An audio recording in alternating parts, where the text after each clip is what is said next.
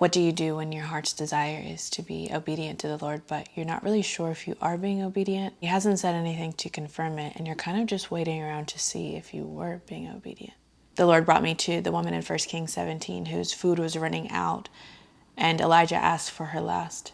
I always thought it was very interesting. How did she know that this man was from God?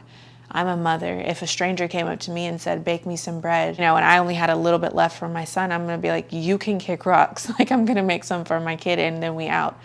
But she didn't do that.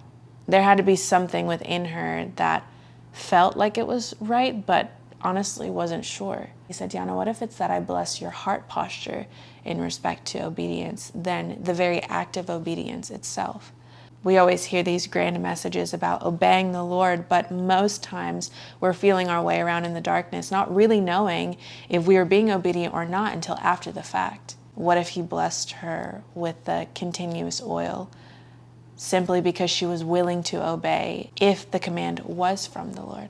He said, sometimes, Diana, you're not going to know if you heard from me or not. You're not going to know if I told you to stay or if I told you to go, if I told you to release something or if I told you to start something. But what is the posture of your heart within that space of the unknown? Sometimes we compartmentalize God into this box, thinking he only works in one way, when he says continuously in Scripture that he looks at the inward appearance. We look on at the outside. What is it that we're doing? Am I doing this right? Am I moving in the right direction? Most would say that the woman who gave her last to Elijah, while she had a whole son to provide for, was logically moving in the wrong direction. We could be moving in the wrong direction, but the Lord sees our heart posture, and he decides to take that wrong direction and turn it for good just because our heart was willing. He said, Diana, the widow was willing. She didn't know that it was me. He said, there's going to be times where you're feeling around in the dark and you're not really sure. You could have the heart to obey and be walking in the wrong direction, but I am a big enough God to make that walk in the wrong direction become right simply because of your heart. Everyone that you hear is moving forward in faith is typically moving forward in darkness.